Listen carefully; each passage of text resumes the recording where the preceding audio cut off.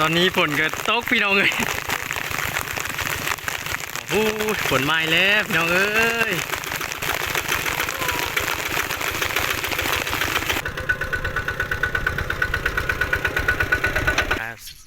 100ป่าย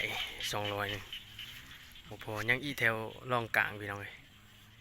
มีแต่รอกาน้อยไปแหละกราบทักทายสบายดีและสวัสดีพ่อแม่พี่น้องสุขุสุคนเด้อพี่น้องวันนี้กับบาบอไซออกมาไถนาพี่น้องเลยดำนาอยู่ทางนั้นนากุจานพี่น้องโอ้บรรยากาศวันนี้พี่น้องเลยฝนตกดินเป็นมือแรงแห้งมันไทยดำหน้านี้เนาะพี่น้องกากับโบราณเนาะพี่น้องเลยกามีแต่100ปลายมัดหนึ่งดกมาจากนานตัวหนึ่งคุณมาใช้หน้านี้เพราะว่าหน้านี้กามันยังพอทันใหญ่พี่น้องนี่กาสองตายังน้อยๆอยู่ยังพอทันพอดกนะก็เลยเอากามาแต่หน้าตัวหนึ่งพุท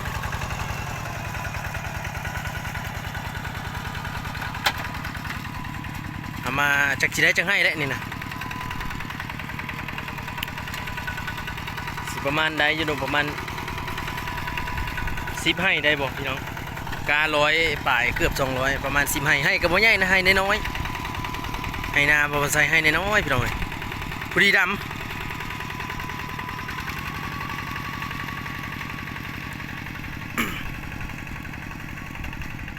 ให้ละ7เป็นมัดกา10มัดกาอันนี้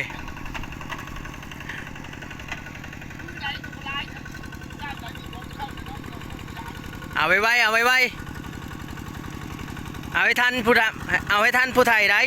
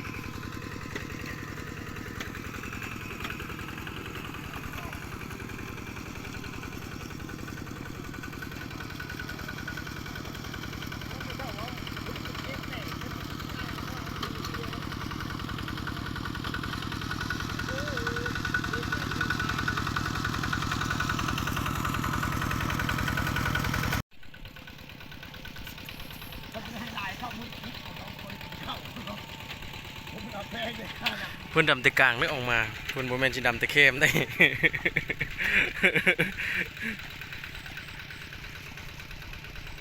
นี่เพื่อนสีอมดำอมผู้เจ้าไว้เพื่อนเห็นนะ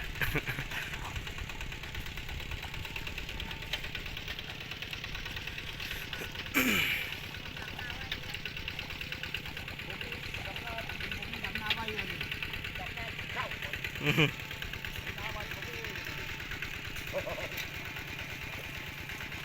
้ดำนาไว้ผมดำนาเอากาดำหมดเลย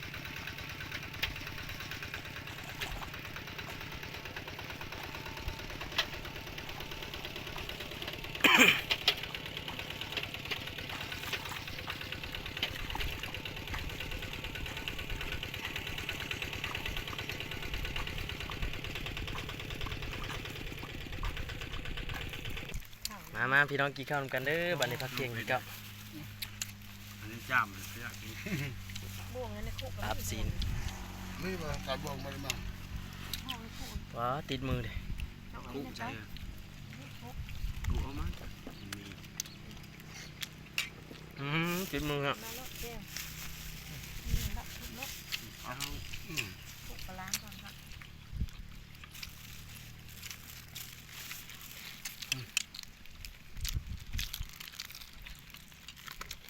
เดี๋ยวพอเราเจลอยมันนอนอยู่ที่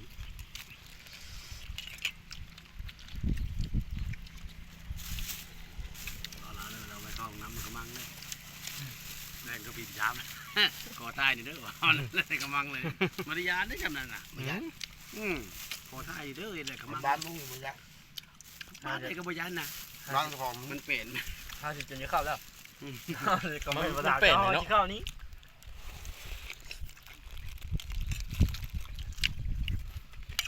ภาษาบางครั้งยังบ่เป็น ลองบึงมันใจทุกคนเลย ภาษาเก้านํ มันนั่นอยู่กลางแค่กันครอบไปแล้วนี่กระจายคนย่างแล้วก็ เดี๋ยวมันก็ต้องเอิ้นชื่อเนาะจะเอิ้นชื่อกันอยู่บ่ได้ การนั้น อยู่เด้ ให้ผมย่างเลย แซ่บบ่อย นั่นแหละกระตามกันนี่ที่เข้าดำเนี่ยใส่กันเพราะว่าแล้วใส่กันลายดีเลยมั้ง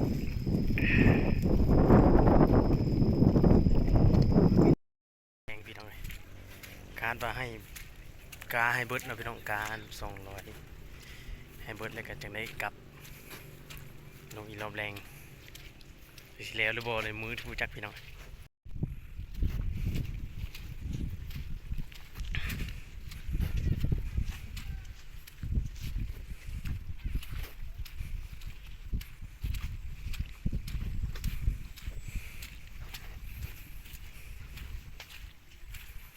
มาตำแหน่งเฮาพี่น้อง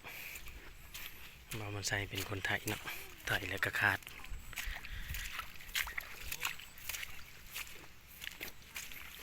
ฝนตกพี่น้องเอ้ยเมื่อกี้นี่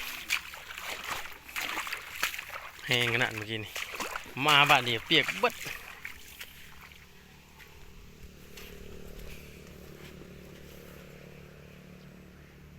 นี่สิหันตัวนี้พี่น้อง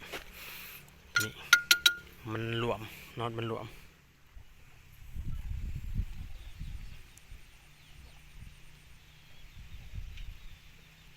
พุ่นบางคนใช้ถ่ายแล้วสีคาดตัวนี้ก่อนคาดอันให้นั้นพี่น้องให้นั้นกับให้นี้แล้วก็ให้นี้ตอนนี้ฝนก็ตกพี่น้องเลยโอ้โหฝนมาแล้วพี่น้องเอ้ย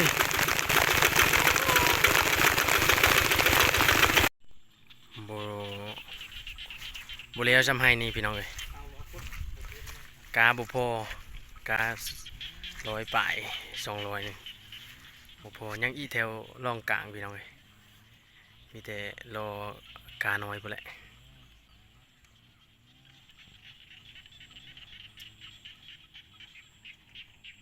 นี่กำลังเปลี่ยนตีนรถเมื่อพี่น้องเลยเปลี่ยนตีนเล็กใช้ตีนยาง